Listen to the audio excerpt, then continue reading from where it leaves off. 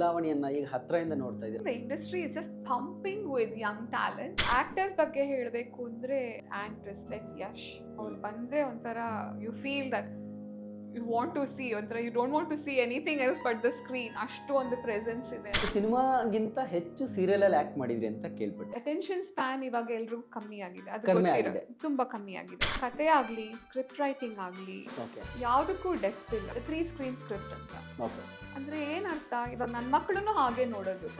TV is on, okay mobile is also on, Okay. Laptop is also on. ನಮ್ಮ ಕರ್ನಾಟಕದ ನೀರಿನಲ್ಲಿದೆಯೋ ಮಣ್ಣಿನಲ್ಲಿದೆಯೋ ಅದೇನು ಯಾವ್ದ್ರಲ್ಲಿದೆ ನನಗೆ ಗುಣನೇ ಗೊತ್ತಿಲ್ಲ. ಇದೆ ಅದು ಆಕ್ಚುಲಿ. ಆ ಟ್ಯಾಲೆಂಟ್ ನಮ್ಮ ಜನದಲ್ಲಿ ಇದೆ. ನನ್ನ ಕ್ವಾಲಿಫಿಕೇಶನ್ ಏನಿಲ್ಲ ಅಲ್ಲ.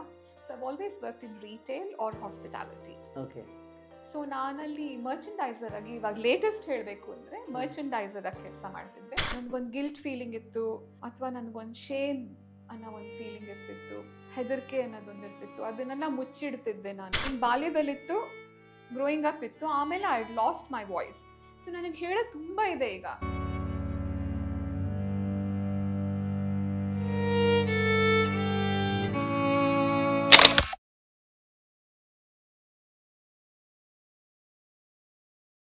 ಡೈಲಿ ಮಾಧ್ಯಮ ಫಾಲೋ ಮಾಡಿ, ಮತ್ತೆ ಮತ್ತೆ ವಿಸಿಟ್ ಮಾಡ್ತೀರಿ.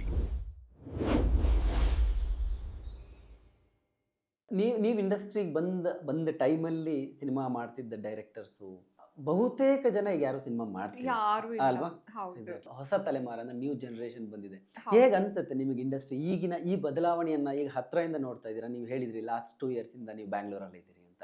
ವಾಟ್ ಇಸ್ ವೆರಿ ರಿಫ್ರೆಶಿಂಗ್ ಅಂದ್ರೆ ಯಂಗ್ಸ್ಟರ್ಸ್ ಬಂದು ಅವರ ಫ್ರೆಶ್ ಐಡಿಯಾಸ್, ಓಕೆ ಅವರು ಯುನೋ ಅವರ ಥಿಂಕಿಂಗ್, ಟೆಕ್ನಾಲಜಿ ಚೇಂಜ್ ಆಗಿದೆ ಅದು ಓಕೆ, ಬಟ್ ಥಿಂಕಿಂಗ್ ತುಂಬಾ ಚೇಂಜ್ ಆಗಿದೆ. ಅದನ್ನ ನೋಡಿ ತುಂಬಾ ಖುಷಿ ಆಗುತ್ತೆ, ತುಂಬಾ ಸಂತೋಷ ಆಗುತ್ತೆ. ಬಿಕಾಸ್ ಅವರ the way they approach a role or way they approach a story and ತುಂಬಾ ವರ್ಲ್ಡ್ ಇನ್ಫ್ಲೂಯೆನ್ಸಸ್ ಇದೆ ಈಗ. ಕರೆಕ್ಟ್, ಎಕ್ಸಾಕ್ಟ್ಲಿ ಅಲ್ವಾ? ಅದನ್ನ ನೋಡಿ ಯುನೋ ಅವ್ರ ಎಡಿಟಿಂಗ್ ಸ್ಟೈಲ್ ಆಗಿರ್ಬೋದು, ಅವರ ಕ್ಯಾಮ್ರಾ ವರ್ಕ್ ಸ್ಟೈಲ್ ಆಗಿ, ಅವ್ರ ಡಿರೆಕ್ಷನ್ ಆಗಿರಬಹುದು, ಅವರ knowledge, it is amazing. So I think the industry is just pumping with Young talent. ನೋಡಿ ತುಂಬಾ ಖುಷಿ ಅನ್ಸುತ್ತೆ. ಓಕೆ, ಯಾರು ತುಂಬಾ ಪ್ರಾಮಿನೆಂಟ್ ಇವರಲ್ಲಿ ಏನೋ ಒಂದು ಟ್ಯಾಲೆಂಟ್ ಇದೆ ಅಂತ ನೀವು ಸಿನಿಮಾಗಳನ್ನ ಗಮನಿಸ್ತಾ ಇದ್ದೀರಲ್ಲ ಇತ್ತೀಚಿನ ವರ್ಷಗಳು? ಆಕ್ಟರ್ಸ್ ಬಗ್ಗೆ ಹೇಳಬೇಕು ಅಂದ್ರೆ I really do like and respect Yash. Okay Yash yes, I think ಏನ್ ಸ್ಕ್ರೀನ್ ಪ್ರೆಸೆನ್ಸ್ ಇದೆ ಅಂದ್ರೆ ಅವ್ರಿಗೆ ಬಂದ್ರೆ ಒಂಥರ you feel that you want to see ಒಂಥರ you don't want to see anything else but the screen. ಅಷ್ಟು ಒಂದು ಪ್ರೆಸೆನ್ಸ್ ಇದೆ ಅನ್ಸುತ್ತೆ ನನಗೆ. Okay, so I really like and admire him. And of course Chaitanya. And ಅವ್ರದ್ದು ಇದು ನಡಿಬೇಕಾದ್ರೆ ಬಲರಾಮನ ದಿನಗಳು ನಡಿಬೇಕಾದ್ರೆ I gone to the set. Okay, because of course Venu was there and chai was there. And I met ಇದು Vinod Prabhakar, very talented young man. So I saw one scene being shot with him because I spent the whole day at the set. So very talented young man. Okay, And I really wish him well. And ಎಷ್ಟು ಅವರು ಅಷ್ಟೇ ಅವ್ರು ಮಾಡೋ ಪಾತ್ರಗಳಿಗೂ ಅವ್ರು actually ವ್ಯಕ್ತಿ ಇರೋದಕ್ಕೂ ಅವ್ರು personally meet ಮಾಡಿದಾಗ ಎಷ್ಟು ಡಿಫ್ರೆನ್ಸ್ ಇದೆ. ಹಿ ಸೋ ಸಾಫ್ಟ್, ಅವರ ಹೈಟ್ ಅವ್ರ ಇದನ್ನ ನೋಡಿದ್ರೆ ಬೇರೆನೆ ಅನ್ಸುತ್ತೆ. ಬಟ್ ಅವ್ರನ್ನ ಮೀಟ್ ಮಾಡಿದಾಗ ಎಷ್ಟು ಸಾಫ್ಟ್ ಆಗಿ ಜೆಂಟಲ್ ಆಗಿ ಮಾತಾಡಿಸ್ತಾರೆ ಅವರು. ತುಂಬಾ ಸಂತೋಷ ಆಗುತ್ತೆ ಅವ್ರನ್ನ ನೋಡಿ. ಸೊ 2 ವರ್ಷದ ಹಿಂದೆ ನೀವು ಬ್ಯಾಂಗ್ಳೂರಿಗೆ ಬಂದ್ರಿ, ಒಂದು ಸಿನಿಮಾ ಏನೋ ಆಕ್ಟ್ ಮಾಡಿದ್ರಿ ಅಂತ ನಾನು. ಎಸ್, ಹೇ ಪ್ರಭು ಅಂತ. ಹೇ ಪ್ರಭು ಅಂತ. ಅದು ಆಪರ್ಚುನಿಟಿ ನಿಮಗೆ ಇಲ್ಲಿ ಬಂದ ಮೇಲೆ ಸಿಕ್ಕಿದ್ದ ಅಥವಾ ಅದು ಸಿಕ್ಕ ಮೇಲೆ ನೀವು ಇಲ್ಲಿ ಬಂದಿದ್ದ? ಇಲ್ಲ, ಇಲ್ಲಿಗೆ ಬಂದ್ಮೇಲೆ ಸಿಕ್ಕಿದ್ದು. ಇಲ್ಲಿಗೆ ಬಂದ್ಮೇಲೆ ಸಿಕ್ಕಿದ್ದದು. Okay okay. ಅಂಡ್ ನಾನು ಮೈಸೂರಿನಲ್ಲಿದ್ದೆ ಅವಾಗ. ಸೊ ವೆಂಕಟ್ ಭಾರದ್ವಾಜ್ ಸರ್ ಅವ್ರ ಫೋನ್ ಬಂತು, ಈ ತರ ಇದೆ ಬನ್ನಿ ಬೆಂಗಳೂರಿಗೆ ಅಂತ.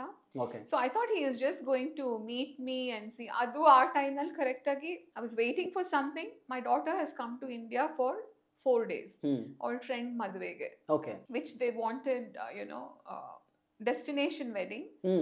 ಆ ಹುಡುಗಿ ಲಂಡನ್ ಇಂದ, ಹುಡುಗ ಸಿಡ್ನಿಯಿಂದ, ಮದುವೆ ಮೈಸೂರಿನಲ್ಲಿ. ಅದೇನ್ ಡೆಸ್ಟಿನೇಷನ್ ವೆಡ್ಡಿಂಗ್ ಅವ್ರಿಗೆ ಗೊತ್ತು. ಸೊ ನನ್ನ ಮಗಳು ಅದು ಫ್ಯಾಮಿಲಿ ಫ್ರೆಂಡ್ ಆಕ್ಚುಲಿ. ಹೌದು. ಸೊ ಅವ್ರ ಫ್ಯಾಮಿಲಿ ಫ್ರೆಂಡ್ಸ್ ನಂಗಲ್ಲಿ. ಸೊ ಆ ಹುಡುಗ ನನ್ನ ಮಗಳು ತುಂಬಾ ಫ್ರೆಂಡ್ಸ್, ಸ್ಕೂಲ್ ಇಷ್ಟು ವಯಸ್ಸಿಂದ ಫ್ರೆಂಡ್ಸ್. ಸೊ ಅವಳ ಮದ್ವೆಗೆ ಶಿ ಕಾಂಟ್ ಮಿಸ್. 4 ದಿನಕ್ಕೆ ಬಂದಿದ್ದಾಳೆ. ಅದ್ರಲ್ಲಿ ಇವ್ರ ಕಾಲ್, 1 ದಿನ ಇಲ್ಲಿಗೂ ಹೋಗ್ಬೇಕು. ಐ ವಾಸ್ ಲೈಕ್ ಅಯ್ಯೋ. I don't want to miss the wedding and I don't want to miss my daughter. Okay. But ಏನ್ ಮಾಡೋದು, ಐ ವ್ಯಾಂಟ್ ಅಂಡ್ ಅವರು ಬರೀ ಮಾತಾಡಕ್ಕಲ್ಲ ಅವತ್ತೇ ಶೂಟಿಂಗು ಮುಗಿಸ್ಬಿಟ್ರು ಅವ್ರ ಮನೇಲೇನೆ. So it was great. So last year release ಆಯ್ತು. ಅದರಲ್ಲಿ ಹೀರೋಯಿನ್ ತಾಯಿ ಪಾತ್ರ ಮಾಡಿದ್ದೀನಿ. ಓಕೆ. ನೀವು ಸಿನಿಮಾಗಿಂತ ಹೆಚ್ಚು ಸೀರಿಯಲ್ ಅಲ್ಲಿ ಆಕ್ಟ್ ಮಾಡಿದ್ರಿ ಅಂತ ಕೇಳ್ಪಟ್ಟೆ ಆಗ, ಆಗ. ಅಲ್ವಾ?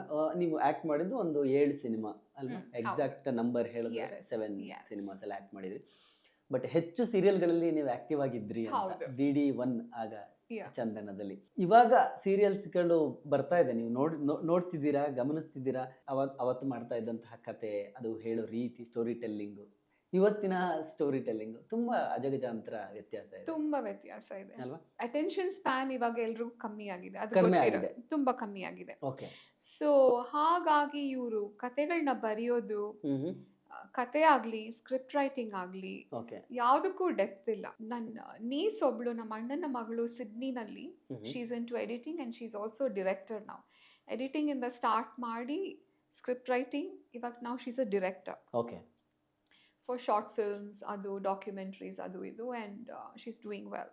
ಸೊ ನಾನು ಅವಳು ಒಂದ್ಸಲಿ ಡಿಸ್ಕಸ್ ಮಾಡ್ತಿದ್ವಿ, ಏನೋ ಎಷ್ಟು ಶಾಲೋ ಆಗ್ಬಿಟ್ಟಿದೆ ಅಂತ. So this is not a criticism ಅಂತ ಅನ್ಕೋಬೇಡಿ, ನನ್ನ ಆಬ್ಸರ್ವೇಷನ್ ಅಂತ ಅನ್ಕೊಳ್ಳಿ. ಓಕೆ. ಓಕೆ. ಸೊ ಇವಾಗಿನ ಹೇಗೆ ಬರೀತಿದ್ದಾರೆ ಅಂದರೆ, it is called, it is literally it's a term. It should, the script should be three screen script ಅಂತ. ಓಕೆ. ಅಂದರೆ ಏನರ್ಥ, ಇವಾಗ ನನ್ನ ಮಕ್ಕಳು ಹಾಗೆ ನೋಡೋದು. TV is on, okay.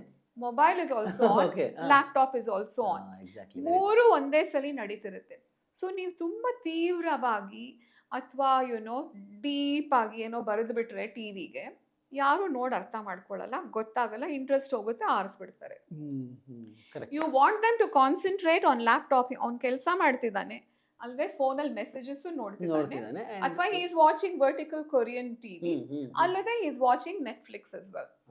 So ಮೂರಕ್ಕೂ ಹೋಗ್ಬೇಕು ಅಂದ್ರೆ ಆ ಲೆವೆಲ್ ಆಫ್ ಸಾಧ್ಯ ಇಲ್ಲ. ಓಕೆ.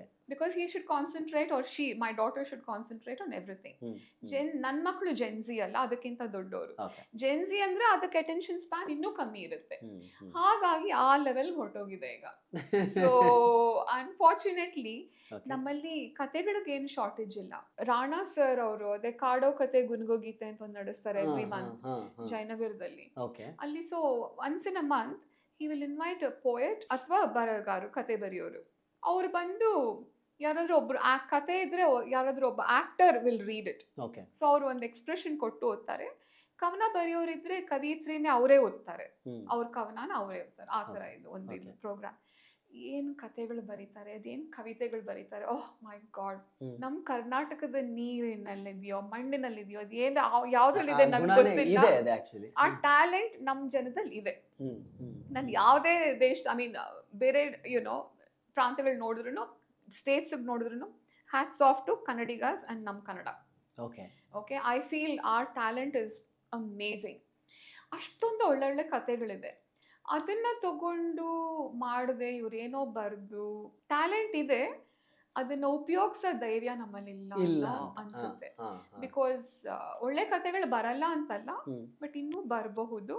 ಇನ್ನೂ ಡೀಪ್ ಆಗಿ ತಗೊಂಡು ಹೋದ್ರೆ ನಮ್ಮ ಜನದಲ್ಲಿ ಅದನ್ನ ಅರ್ಥ ಮಾಡ್ಕೊಳ್ಳೋ ತಾಕತ್ತಿದೆ, ಶಕ್ತಿ ಇದೆ. So don't under estimate the audience. Audience is very smart, very clever. Very true. ಅದನ್ನ ನಾವು ಆಡಿಯನ್ಸ್ ಯಾವತ್ತೂ ದಡ್ರಲ್ಲ. ನಿಮಗೆ ಇದೆಯಾ, ಆಸಕ್ತಿ ಇದೆಯಾ ಬರೆಯೋದು, ಓದೋದು, ಇದ್ರ ಬಗ್ಗೆ ಇಂಟ್ರೆಸ್ಟ್ ಇದೆಯಾ? ಬರೆಯೋದು not so much. I do right. ನಾನು ಹೈಕು ಪೋಯಮ್ಸ್ ಬರೆಯೋ ಒಂದು ಗ್ರೂಪ್ಗೂ ಸೇರ್ಕೊಂಡಿದ್ದೆ. ಅಲ್ಲಿ ಕ್ರಿಟಿಸಿಸಮ್ ಎಷ್ಟು ಹಾರ್ಶ್ ಆಗಿತ್ತು ಅಂದ್ರೆ, my god, this is not for me. ನಾನು ಅಷ್ಟೇನು ಸೀರಿಯಸ್ ರೈಟರ್ ಅಲ್ಲ. ಒಳ್ಳೆ ಓದುಗರ ನೀವು? Even that not so much these days. ಅದು ಅಲ್ಲ, ಪಾಡ್ಕಾಸ್ಟ್ ನ ತುಂಬಾ ಕೇಳ್ತೀನಿ. ಸೊ ನನ್ನ ಕೆಲ್ಸನೂ ಸಿಡ್ನಿನಲ್ಲಿ ಹಾಗೆ ಇತ್ತು, ವೆರಿ ಅರ್ಲಿ ಸ್ಟಾರ್ಟ್ಸ್. ನನ್ನ ಕ್ವಾಲಿಫಿಕೇಶನ್ ಏನಿಲ್ಲ ಅಲ್ಲ. So I've always worked in retail or hospitality. So ನಾನಲ್ಲಿ ಮರ್ಚೆಂಡೈಸರ್ ಆಗಿ, ಇವಾಗ ಲೇಟೆಸ್ಟ್ ಹೇಳಬೇಕು ಅಂದರೆ ಮರ್ಚೆಂಡೈಸರ್ ಆಗಿ ಕೆಲಸ ಮಾಡ್ತಿದ್ದೆ. ಮರ್ಚೆಂಡೈಸರ್ ಅಂತ ಹೇಳಬೇಕು ಅಂದರೆ, ನೀವು ಸ್ಟೈಲಿಸ್ಟ್ ಗೊತ್ತು, ಎಲ್ರಿಗೂ ಸ್ಟೈಲಿಸ್ಟ್ ಅಂದ್ರೆ ಏನು ಅಂತ ಗೊತ್ತು. ನೀವೊಬ್ಬ celebrity, Ashok is a celebrity, ಅವ್ರನ್ನ ಹೇಗೆ ಪ್ರೆಸೆಂಟ್ ಮಾಡಬೇಕು, ಅವ್ರನ್ನ ಹೇಗೆ ಯಾವ image. I was a stylist for a store. ಒಂದು ಇಡೀ ಸ್ಟೋರ್ ಲುಕ್ ಹೇಗಿರಬೇಕು ಅನ್ನೋದನ್ನ ನನ್ನ ಕೆಲಸ ಆಗಿತ್ತು. So it is a little bit about creativity, a little bit about making money, which is important. So ಇಷ್ಟೊಂದು ಸ್ಕ್ವೇರ್ ಫೀಟ್ ಈ ಬ್ರ್ಯಾಂಡ್ ಕೊಟ್ರೆ ಇದು ದುಡ್ಡು ಮಾಡುತ್ತಾ ಅಥವಾ ಬೇರೆ ಇದನ್ನ ನಾವು ಹೇಗೆ ಸುಂದರವಾಗಿ ಆಕರ್ಷಿತವಾಗಿ ಪ್ರೆಸೆಂಟ್ ಮಾಡ್ಬೇಕು ಅಂದ್ರೆ ನೋಡಿದವರು ಆ ಟೇಬಲ್ ಅಲ್ಲಿ ಇರೋದನ್ನೆಲ್ಲ ಕೊಂಡ್ಕೊಂಡ್ಬಿಡ್ಬೇಕು ಅನ್ನಿಸ್ಬೇಕು ಆ ತರ ಒಂದು ಇದು. So it is interesting. It's also lot of hard work because ಇಲ್ಲಿ ಇಂಡಿಯಾ ತರ ಯುನೋ ಸುಮ್ಮನೆ ಡಿಸೈನ್ ಮಾಡ್ಬಿಟ್ಟು ರಾಮು ಶಾಮು ಬಾಬು ನೀನ್ ಮಾಡು ಅದೆಲ್ಲ ಅಲ್ಲಿ ಇಲ್ಲ ಇಲ್ಲ ಇಲ್ಲ ಆ ಥರ ಇಲ್ಲ. ನಾವು ಡಿಸೈನ್ ಮಾಡಿದ್ರೆ ಅದನ್ನ you have to be able to activate it yourself. ಅಂದ್ರೆ ಅದನ್ನ ಎಲ್ಲಿಂದ ತೆಗೆದು ಎತ್ತು ಇಟ್ಟು ಮಾಡಿ. So I think in a way it's good because it's keep me fit and strong. ಸಿನಿಮಾಗೆ ವಾಪಸ್ ಬರಬೇಕು ಅಂತ ನೀವು ಬಂದಿದ್ದೀರಿ ಆ್ಯಂಡ್ ಒಳ್ಳೊಳ್ಳೆ ಆಪರ್ಚುನಿಟೀಸ್ ಸ್ಮಾಲ್ ಸ್ಕ್ರೀನಲ್ಲಿ ಸಿಕ್ಕರೆ ಅದಕ್ಕೆ ರೆಡಿ ಇದ್ದೀರಿ, ಅದಕ್ಕೂ ರೆಡಿ ಇದ್ದೀರಿ? ಆಫ್ ಕೋರ್ಸ್, ಯಾವುದೇ. ಬಿಕಾಸ್ ನಾನು ಆಗ್ಲೇ 2 ಯೂಟ್ಯೂಬ್ ಫಿಲ್ಮ್ಸ್ ಮಾಡಿದ್ದೀನಿ ಅಂಡ್ ಆಡ್ ಫಿಲ್ಮ್ಸ್ ಮಾಡಿದ್ದೀನಿ. ಸೊ ಯಾವುದೇ ಒಂದು ಆಪರ್ಚುನಿಟಿ ಸಿಕ್ಕಿದ್ರು ನಂಗೆ ಏನ್ ಖುಷಿ ಕೊಡುತ್ತೆ ಅಂದ್ರೆ ಕ್ಯಾಮ್ರಾ ಮುಂದೆ ಇರೋದು. That is it. Very simple and clear about that. Okay, ನೀವೊಬ್ಬ ನಟಿ ಅನ್ನೋದು ಹೊರತಾಗಿ ನಿಮ್ಮ ಬಗ್ಗೆ ಸ್ವಲ್ಪ ಸಣ್ಣ ಪುಟ್ಟ ರಿಸರ್ಚ್ಗಳನ್ನ ಮಾಡುವಾಗ ಕಾಣಿಸಿದ್ದು ಯಂಗ್ ಜನ್ರೇಷನ್ನ ಮೋಟಿವೇಟ್ ಮಾಡಬೇಕು, ಅವ್ರನ್ನ ಇನ್ಸ್ಪೈರ್ ಮಾಡಬೇಕು ಅನ್ನೋ ತುಡಿತ ಬಹಳ ಕಾಣಿಸಿದೆ ನಿಮ್ಮಲ್ಲಿ. ಹೌದು, ನಾನು ಇನ್ಸ್ಟಾಗ್ರಾಮ್ ಮೂಲಕ ಅದನ್ನ ತುಂಬಾ ಮಾಡ್ತೀನಿ. ನನಗೆ ಲೈಫ್ ಎಕ್ಸ್ಪೀರಿಯನ್ಸ್ ತುಂಬಾ ಇದೆ. ಓಕೆ, ನನಗೆ ಜೀವನ ಅನ್ನೋದು ತುಂಬಾ ಒಂದು ಲೆಸನ್ಸ್ನ ಕಲಿಸ್ಕೊಟ್ಟಿದೆ. ಸೊ ಅದನ್ನ ಯಾಕೆ ಶೇರ್ ಮಾಡಬಾರ್ದು? ಅದನ್ನ ಮುಂಚೆ ನನಗೆ ಅನ್ನಿಸ್ತಿತ್ತು, ನನಗೊಂದು ಗಿಲ್ಟ್ ಫೀಲಿಂಗ್ ಇತ್ತು, ಅಥವಾ ನನಗೊಂದು ಶೇಮ್ ಅನ್ನೋ ಒಂದು ಫೀಲಿಂಗ್ ಇರ್ತಿತ್ತು, ಹೆದರಿಕೆ ಅನ್ನೋದೊಂದು ಇರ್ತಿತ್ತು. ಅದನ್ನೆಲ್ಲ ಮುಚ್ಚಿಡ್ತಿದ್ದೆ ನಾನು. ಬಟ್ ನನ್ಗನ್ಸುತ್ತೆ it was actually a gift. ಕೆಲವು ಸಲ ಎಕ್ಸ್ಪೀರಿಯನ್ಸಸ್ ಅನ್ನ ಕೆಟ್ಟದ್ದು ಒಳ್ಳೇದು ಹಂಗೆ ಯೋಚನೆ ಮಾಡಬಾರ್ದು. ಅದು ಯಾವುದೋ ಒಂದು ಕಾರಣಕ್ಕೆ ನಮ್ಮ ಜೀವನದಲ್ಲಿ ಬಂದಿದೆ. ಅದರಿಂದ ನಾವು ನಮಗೆ ಖುಷಿ ಕೊಡ್ಬಹುದು, ಇಲ್ದಿದ್ರೆ ದುಃಖ ಕೊಡೋದನ್ನ ನಾವು ದುಃಖ ಅನ್ಕೋಬಾರ್ದು, ನಮಗ್ ನೋವನ್ನ ಅನ್ಕೋಬಾರ್ದು. ಇದು ನಮ್ಗೊಂದು ಪಾಠ ಕಲಿಸ್ತಿದೆ. ನಾವು ನಮ್ಮನ್ನ ಹೇಗೆ ಇನ್ನೂ ಇಂಪ್ರೂವ್ ಮಾಡ್ಕೊಂಡು ಹೋಗಿ ಅದನ್ನ ಕಲಿಯೋದು ಏನೋ ಒಂದಿರುತ್ತೆ. ಸೊ ನಾನು ಇಲ್ಲಿವರೆಗೆ ಕಲ್ತಿರೋದನ್ನ ನನಗೆ ಇನ್ಸ್ಟಾಗ್ರಾಮ್ ನಲ್ಲಿ ತುಂಬಾ ಜನ ಯಂಗ್ ಫಾಲೋವರ್ಸ್ ಇದ್ದಾರೆ. ಸೊ ಇದನ್ನ ನಾನು ಯಾವತ್ತೂ ನಾನು ಡೈರೆಕ್ಟ್ ಮೆಸೇಜಸ್ ಅಲ್ಲಿ DMs ಅಲ್ಲಿ ತುಂಬಾ ಶೇರ್ ಮಾಡ್ತಿದ್ದೆ. ಆಮೇಲೆ ಅನ್ನಿಸ್ತು, ಒಬ್ಬರನ್ನ ಹತ್ರ ಮಾತ್ರ ಶೇರ್ ಮಾಡೋದು ಯಾಕೆ? Why don't I share it generally? ಇವತ್ತಿನ ಮಾಡರ್ನ್ ಡೇ ಡೇಟಿಂಗ್ ಇರಬಹುದು, you know how complicated young people's dating situation is. So relationship ಬಗ್ಗೆ ಇರಬಹುದು, ಕಾನ್ಫಿಡೆನ್ಸ್ ಬಗ್ಗೆ ಇರಬಹುದು.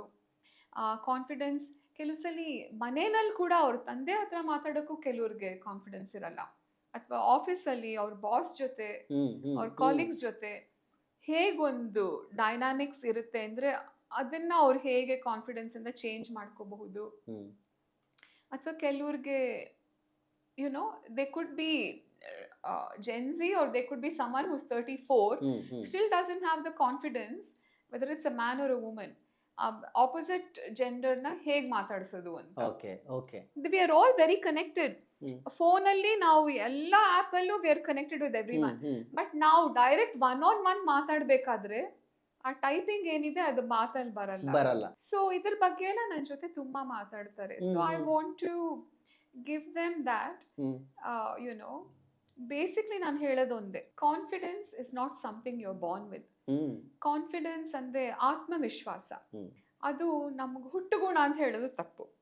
ಆತ್ಮವಿಶ್ವಾಸ ಅನ್ನೋದು ಒಂದು ಸ್ಕಿಲ್, ಅದನ್ನ ನಾವು ಪ್ರಾಕ್ಟೀಸ್ ಮಾಡಬೇಕು. ಅಥವಾ ನನ್ಗೆ ಆತ್ಮವಿಶ್ವಾಸ ಕಾನ್ಫಿಡೆನ್ಸ್ ಬಂದ್ಮೇಲೆ ಈ ಕೆಲಸ ಮಾಡ್ತೀನಿ ಅನ್ಬಾರ್ದು. ಇಲ್ಲ, ನೀವು ಫಸ್ಟ್ ಆ ಕೆಲಸ ಮಾಡೋದನ್ನ ಆಕ್ಷನ್ ನ ಸ್ಟಾರ್ಟ್ ಮಾಡಿ, ಆತ್ಮವಿಶ್ವಾಸ ಕಾನ್ಫಿಡೆನ್ಸ್ ತನಗ್ತಾನೆ ಬರುತ್ತೆ ನಿಮಗೆ.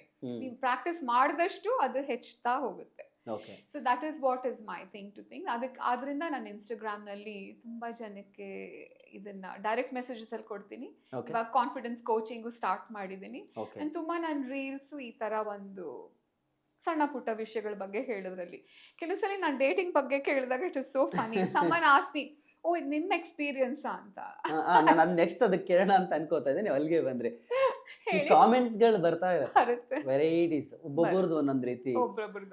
ತುಂಬಾ ರ್ಯಾಶ್ ಆಗಿ ಕಾಮೆಂಟ್ ಮಾಡೋರು ಇರ್ತಾರೆ, ನೆಗೆಟಿವ್ ಆಗಿ ಏನೋ ಕೆಲವರು ಇರ್ತಾರೆ, ಕಾಲ್ ಎಳಿಯೋರು ಇರ್ತಾರೆ, ಎಲ್ಲಾ ತರದವರು.